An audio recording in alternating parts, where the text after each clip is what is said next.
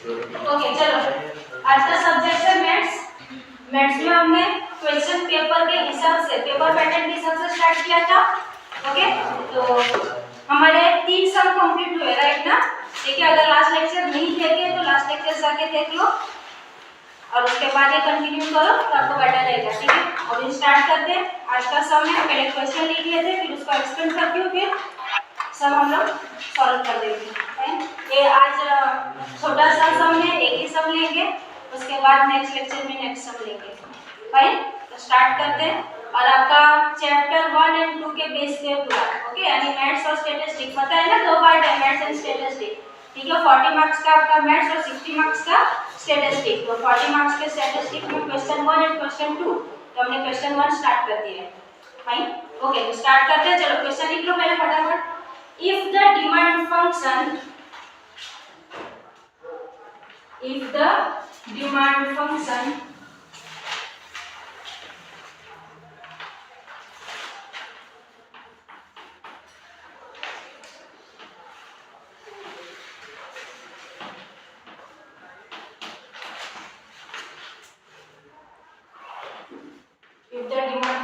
is given by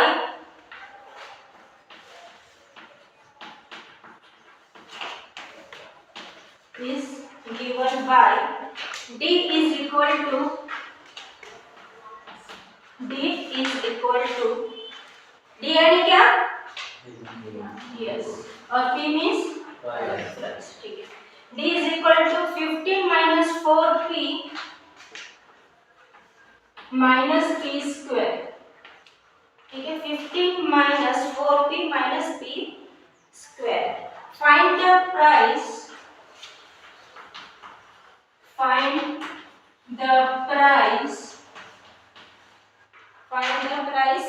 elasticity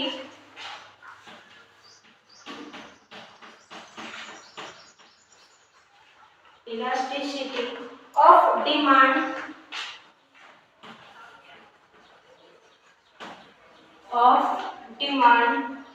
when price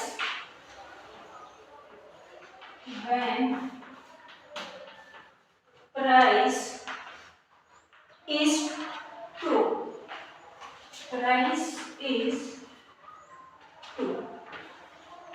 ठीक है, एक क्वेश्चन है आपका।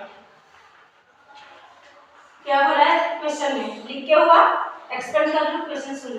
If the demand function is given by, यानी आपको डिमांड फंक्शन दिया है, क्या है, 15 minus 4p minus p square। ठीक है, आगे बोला फाइंड करना, क्या फाइंड करना, price elasticity of demand. Price elasticity of demand when price is 2, जब आपको प्राइस की कीमत दी है, कितनी है, 2 है, तो आपको फाइंड आउट करना है प्राइस इलास्टिसिटी ऑफ डिमांड। तो स्टार्ट करते हैं हम आंसर। Okay, answer. अब पहले तो इलास्टिसिटी ऑफ डिमांड, इसका फार्मूला लिख लेते हैं, उसके बाद स्टेप बाय स्टेप जाते हैं। ठीक है, तो फर्स्ट थिंग आपको वो जानना जरूरी है कि elasticity of demand find out करने बोला तो उसके लिए फार्मूला कौन सा है।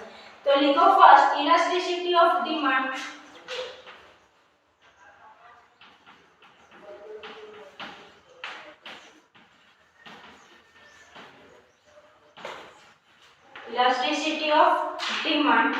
और उसका सिंबल इलास्टिसिटी ऑफ डिमांड, उसको लिखते हैं किस तरह से, ऐसा एन जैसा लिखने के बाद उसके बाद ऐसा खींच दो। समझ में आ रहा है। ठीक है, आप लोग एन तो लिखते हो, ओके, उसको ऐसा खींच दो तो ये हो जाएगा आपका इलास्टिसिटी ऑफ डिमांड। ये उसका सिंबल है। क्लियर है। ठीक है, उसका फार्मूला लिख लो, is equal to minus P upon D, minus P upon D, small D capital D, यानी डी टी। ठीक है, और नीचे डी पी। कौन सा डी पी, व्हाट्सएप डी क्या, अरे दीदी व्हाट्सएप डी के दीदी ने देख ली व्हाट्सएप भेज तो। ओके चलो, तो ये था आपका डी और डी, ये फार्मूला है इलास्टिसिटी ऑफ डिमांड। ठीक है, उसके बाद इलास्टिसिटी जैसा खींच रहा था खलास, राइट ना, क्या था, व्हाट्सएप डीपी दीदी ने देख ली, इलास्टिक पता है ना। ओके चलो आगे बढ़ते हैं। डिस्कस ये फॉर्मूला है भाई dd upon dp। Okay elasticity. अब आपको जो दिया है, कल हमने एक सम किया डिमांड फंक्शन वाला, याद है? उसमें फर्स्ट स्टेप क्या था? यही था ना कि demand function is given bye, जो दिया है वो लिखना है, उसके बाद आपको एक्सप्लेन करना है कि जहां पे d यानी क्या होता है डिमांड और p क्या होता है प्राइस। इस तरह से फर्स्ट स्टेप। तो वहां पर यहां पे भी फर्स्ट स्टेप वही होगा। स्टार्ट करो, लिखो। लिख पाओगे कि लिखवाना पड़ेगा? लिखवाना पड़ेगा क्या? लिखो the demand function is given by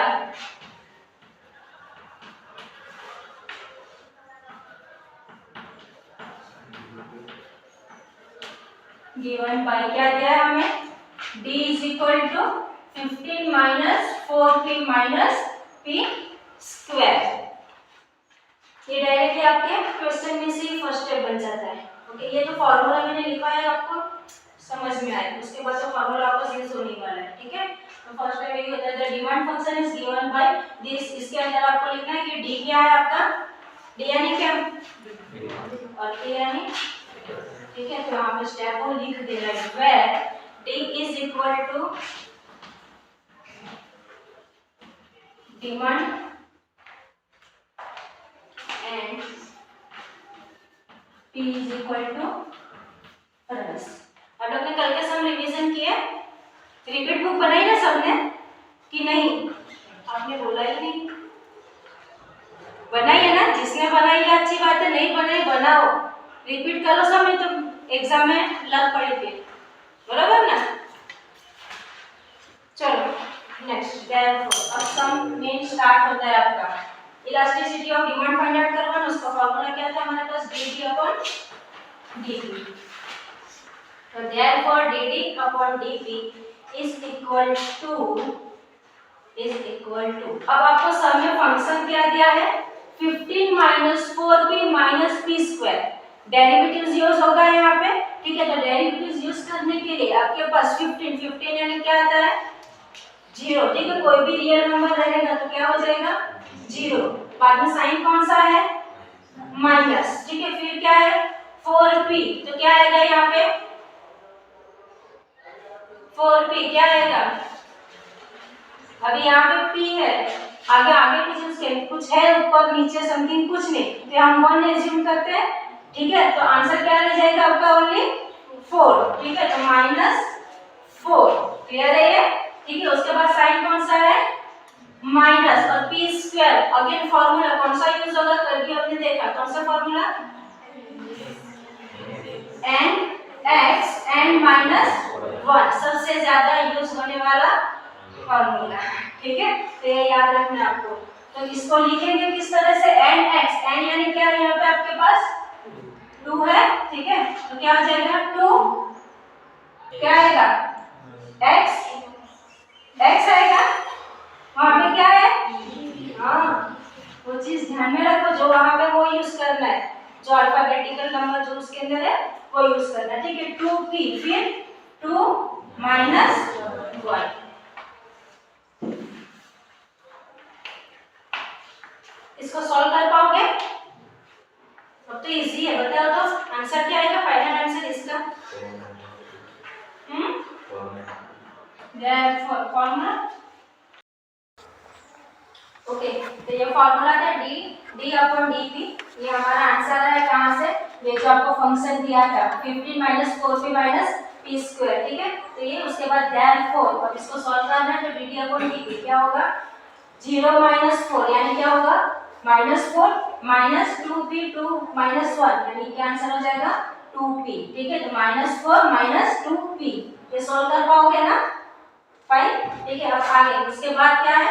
elasticity of demand, यानी कि इस तरह से आपको लिखना है n इज इक्वल टू आपका formula -p upon d dt upon dp, ठीक है? इज इक्वल टू अब फार्मूला के अंदर आपको जो आपके पास वैल्यू वो पुट ऑन करनी है। फाइन, ये -p नीचे क्या है d, ठीक है? जो आपको दिया है 15 - 4p - p स्क्वायर, तो पूरा लिखना है। और ये हमने फाइंड आउट किया dd अपॉन dp जो था क्या -4 - 2 p। तो ये पूरा यहाँ पे लिखने के बाद ये पूरा उसको ये करना, माइनस माइनस क्या हो जाएगा, प्लस हो जाएगा। ठीक है, तो ये p हो गया। उसके बाद ये 4 प्लस माइनस माइनस प्लस यानी माइनस माइनस एंड प्लस। ठीक है, यहाँ पे हो जाएगा प्लस और 2p। नीचे जो है वही आपका 15 माइनस 4p माइनस 3 स्क्वायर। अब इसके अंदर आपको वैल्यू प्राइस की वैल्यू दी है, कितनी है 2। तो ये जो आपका लास्ट स्टेटमेंट है उसके अंदर आपको रखना है। ठीक है, elasticity of demand at p is equal to 2 is given by, आगे क्या करना है, and p is equal to 2 is equal to जो आपके पास यहाँ पे है p कितना दिया है आपको 2। ठीक है, तो p की वैल्यू कर दो यहाँ पे 2, उसके बाद 4 देन 2 और p की वैल्यू है 2।